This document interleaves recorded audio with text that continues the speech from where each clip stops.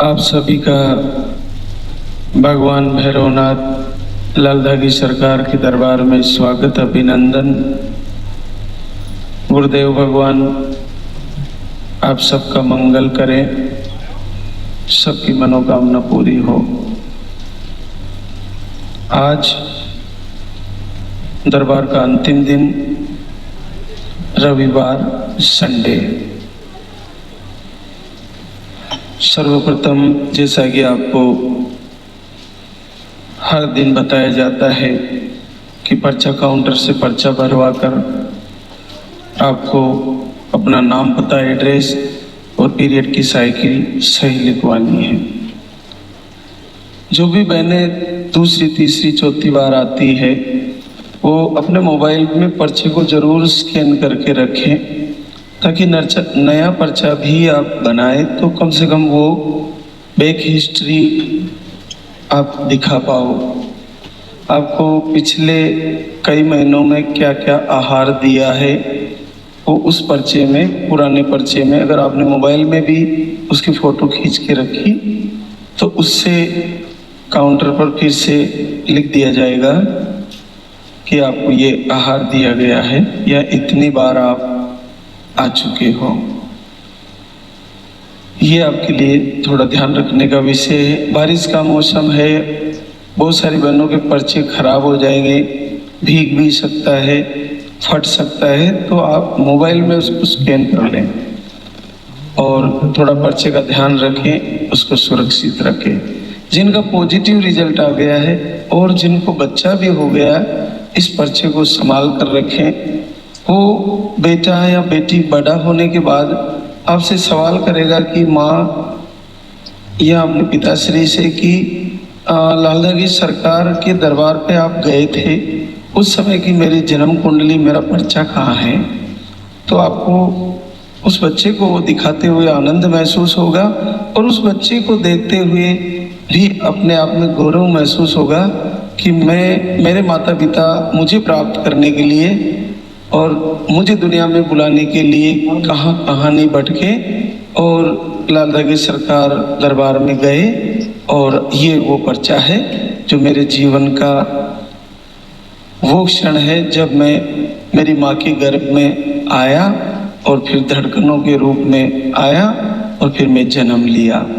ये बहुत बड़ी बात है। तो पर्चे को आप संभाल के रखें, पॉजिटिव आने के बाद भी और बच्चा हो जाने के बाद भी उसको सजा के रखें।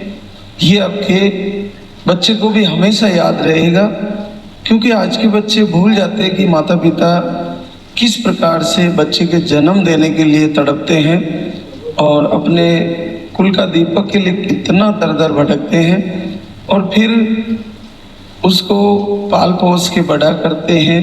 और फिर वो जब हमारी आज्ञा का पालन नहीं करता या पालन नहीं करती, हमें दुख देने लगते हैं, हमारे साथ धोखा करती है संतान, तो बड़ा दुख होता है। लेकिन जब ये पर्चा आपके पास रहेगा तो कहीं ना कहीं उस संतान को ये महसूस होगा कि मेरे माता पिता ने मुझे दुनिया में लाने के लिए बाबा जी से कितनी अर्जियां और कितनी निवेदन, कितनी आरती, कितनी प्रार्थना की होगी। वो सब वो पर्चे में आपको मिलेगा और बच्चे को भी मिलेगा। आज मैं आहार के बारे में, उन भ्रांतियों के बारे में चर्चा करना चाहूँगा जो हमारे घर में भी और बाहर के लोग भ्रांतियाँ फैलाते हैं और हमारे मन में भी ऐसी भ्रांति चलती है।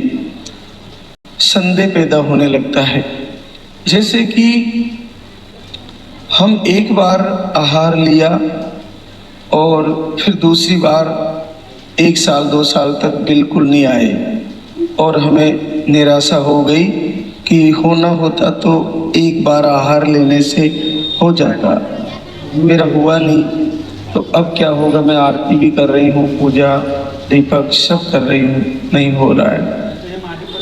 कुछ बहनें 2 बार आने के बाद फिर नहीं आती, वो सोचती है 2 बार चली गई मैं, फिर भी मेरा नहीं हुआ तो शायद अब नहीं होगा। आज और मैं हमेशा लाइव में बताता हूँ, बहुत सारी बहनें ऐसी भी हैं जो 5, 7, 8, 10 बार तक भी दरबार में आई और जब तक उनको रिजल्ट नहीं मिला, जब तक बाबा जी ने मना नहीं किया, तब तक उन्होंने हिम्मत नहीं हारी और उनका रिजल्ट आ गया। तो आप निराशा में नहीं जाए। जिस प्रकार किसी युद्ध में जाने से पहले योद्धा सारे शस्त्रों को प्राप्त करता है, जैसे भगवान श्री राम को रावण से युद्ध करने से पहले विश्वामित्र जी ने यज्ञ से प्रकट कई दिव्यास्त्र दिए, जिस प्रकार से अर्जुन महाभारत के युद्ध में जाने से पहले कई जगहों से आशीर्वाद प्राप्त किए, भगवान शिव से उनको कई दिव्यास्त्र गांडीव मिला और स्वर्ग लोक में गए, वहाँ से दिव्यास्त्र प्राप्त करके आए। तो जैसे बताते हैं हमारे सनातन धर्म में और युद्धों में अस्त्रों के शस्त्रों के अलग अलग नाम दिए हैं, आग्नेय अस्त्र, वायु शस्त्र और ब्रह्मास्त्र, वैष्णव शस्त्र, पशुपति शस्त्र। तो ये हर एक जो सामने शत्रु होता था उस पर विजय पाने के लिए अलग अलग शस्त्र हुआ करते थे। ये जो इस दरबार से आपको आहार रूपी औषधीय शस्त्र दिया जाता है, ये आपके उस रोग रूपी शत्रु से लड़ने के लिए दिया जाता है।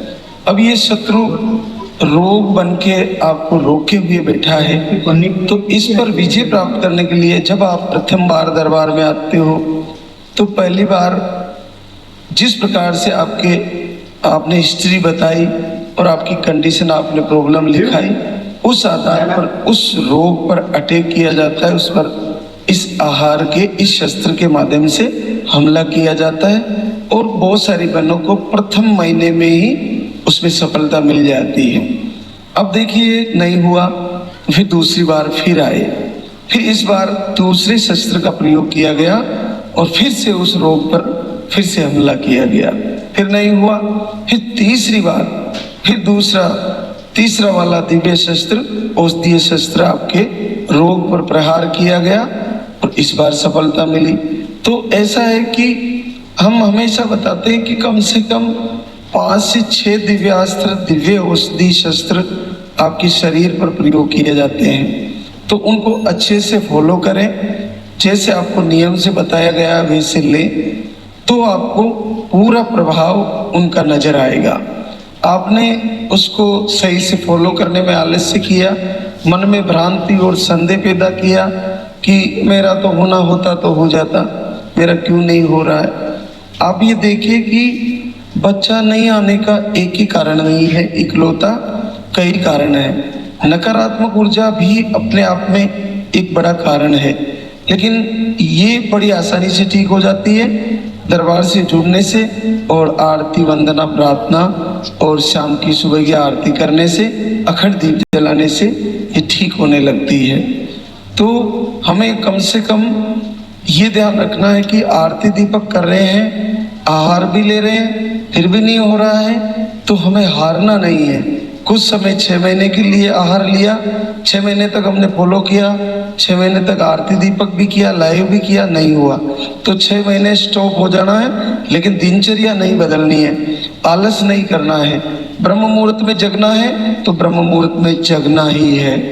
कल मैंने तुलसी वाला प्रयोग भी बताया था, तो अगर आप अभी 6 महीने आहार ले लिए तो वो प्रयोग चालू कर दें।